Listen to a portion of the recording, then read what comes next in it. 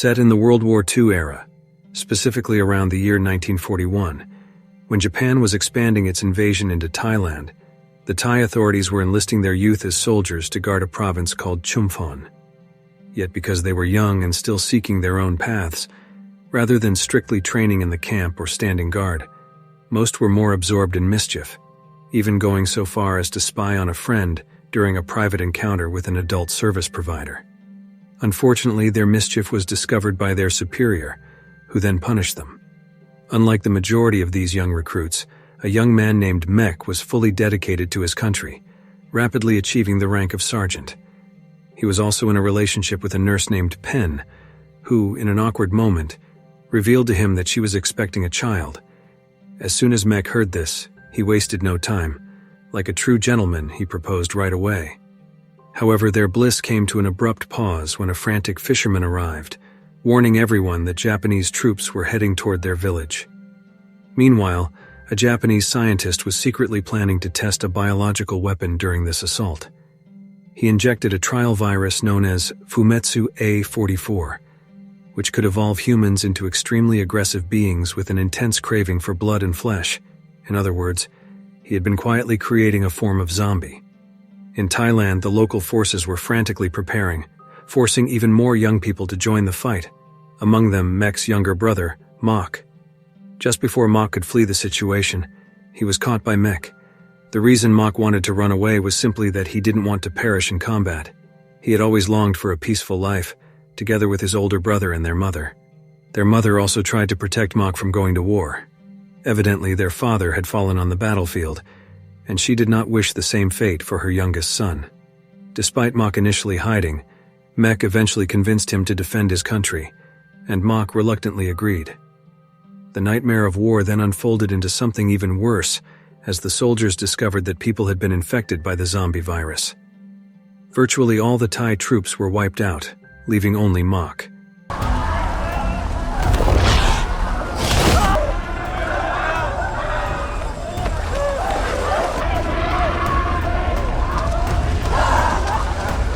In his desperate attempt to escape, he got stuck in quicksand. As he was on the verge of sinking, a hand reached out to pull him up, but it belonged to one of the undead. The emergence of these creatures prompted the same response from both the Thai and Japanese armies, neither side having any knowledge of this covert biological test. They declared a temporary truce to figure out what kind of beings were indiscriminately attacking both armies. Unfortunately, the Japanese troops ended up as the first prey of their own experiment.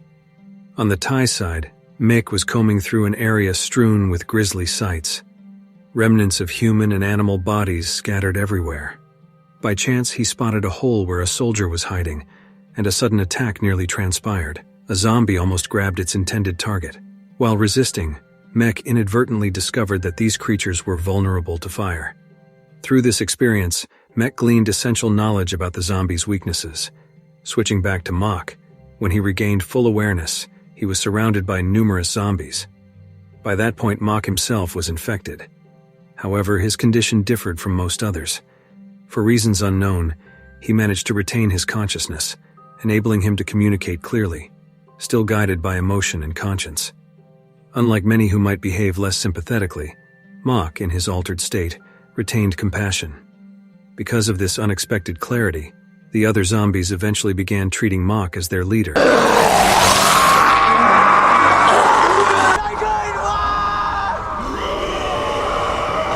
Unaware of Mok's transformation, Mek met up with Pen at a field hospital, hoping for some assistance. But his attention soon shifted when his commanding Marine officer summoned him to a meeting with the Japanese. Realizing that these immortal soldiers were now part of the conflict, the Japanese, represented by Dr. Kaito, proposed working together with the Thai forces on a mission they referred to as Destroyer, aimed at eradicating the zombies, no matter whether they were of Thai or Japanese origin. The Japanese insisted that the operation be led by their captain, Nakamura, with Mek assigned to the squad. Elsewhere, it appeared that many zombies still retained bits of awareness.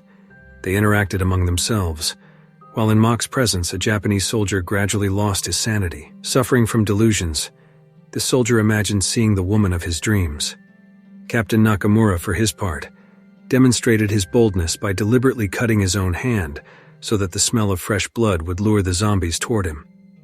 Rather than eliminating them on the spot, however, Nakamura captured a Thai zombie and took it back to base.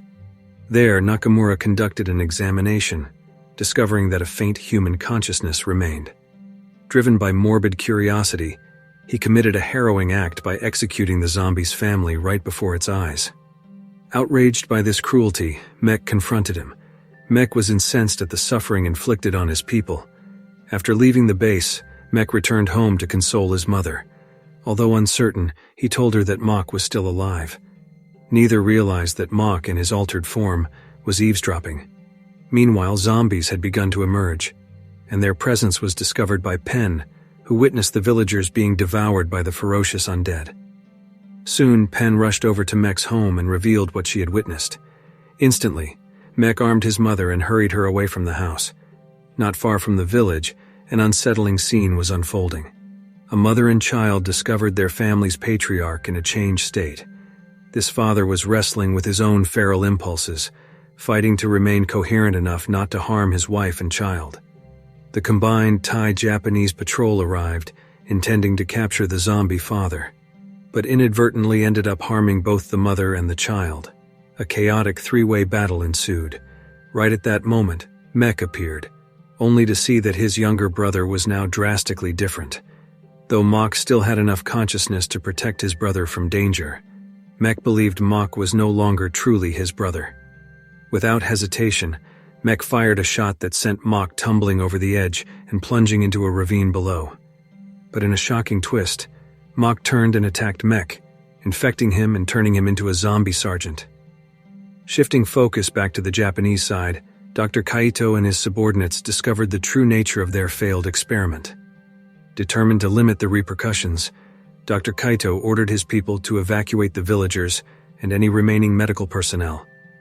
Nakamura, however, had no such empathy. He coldly declared that the refugees' family members had perished in battle, secretly plotting to eliminate all the survivors so there would be no witnesses to Japan's disastrous experiment. The infected ranks of Thai and Japanese zombies gathered in their hideout. Remarkably, just like Mach, Mech still retained his awareness, enough to intervene in skirmishes among the undead. Among them lurked a former Japanese test subject who, although speaking incoherently, managed to communicate a call for vengeance against Japan for creating their predicament. Deep in a forest, the zombies watched as Nakamura perpetrated a new atrocity. Both Mach and Mech had to endure the heartbreaking sight of their mother's end, and right before Mech's eyes, he lost his beloved Pen as well. When Mech and the others reconvened, Mach and the other zombies prepared to unleash their fury. Unfortunately, it turned out to be a trap designed by Nakamura. The holding cell that Nakamura rigged, however, failed to contain the raging, evolved humans. Under duress, Nakamura hurled a grenade. Mech then guided his group to retreat. Moving away from Nakamura, Mech rallied the zombies, where it emerged that Pen, although now a zombie, was still present. The loss of his mother pushed Mech into an even darker mindset. He urged everyone to spread the virus as widely as possible so he could assemble a vast zombie army and exact retribution upon the Japanese for their lack of humanity, and ironically, their disregard for the rights of the undead. When one of his fellow zombies refused to comply, Mech swiftly ended that zombie's existence, even though Pen attempted to dissuade him. At the main headquarters, Nakamura continued his ruthless methods. Hearing that Dr. Kaito intended to expose Japan's failure, Nakamura didn't hesitate to eliminate him. Having learned that fire and prolonged exposure to sunlight were the zombies' weaknesses, Nakamura immediately deployed his troops to pursue them. Unaware that he was walking into a ruse set up by Mech, Nakamura led his forces into a cavern. A violent confrontation followed, and Nakamura's flamethrower drove the zombies back at first. However, the difficult terrain turned the tide against him and his men. Concealing himself with mud, Nakamura attempted a final surprise attack using his flamethrower, but a single firefly revealed his hiding place. Worse yet, his weapon had become clogged with mud, and so Nakamura met a swift end. Outside, Mach was overwhelmed with despair over his predicament. This was never the life he had envisioned. He simply wanted to be with his family. Mach considered ending his life by exposing himself to direct sunlight. However, recalling the patriotism his older brother had always embodied, Mach had a change of heart. Determined not to let the zombie plague spread throughout the land, he armed himself with a flamethrower and returned to the cave to destroy the remaining zombies. Unexpectedly, his deep devotion to his homeland resonated with Mech. In a final gesture of sacrifice, Mech allowed himself to be engulfed by the flames, wiping out the last of the undead, a final act of service to his country, performed by a zombie driven by unwavering patriotism. And with that, the film concludes. If you like this video, don't forget to subscribe, because by subscribing you have supported me to make better videos. See you in the next video.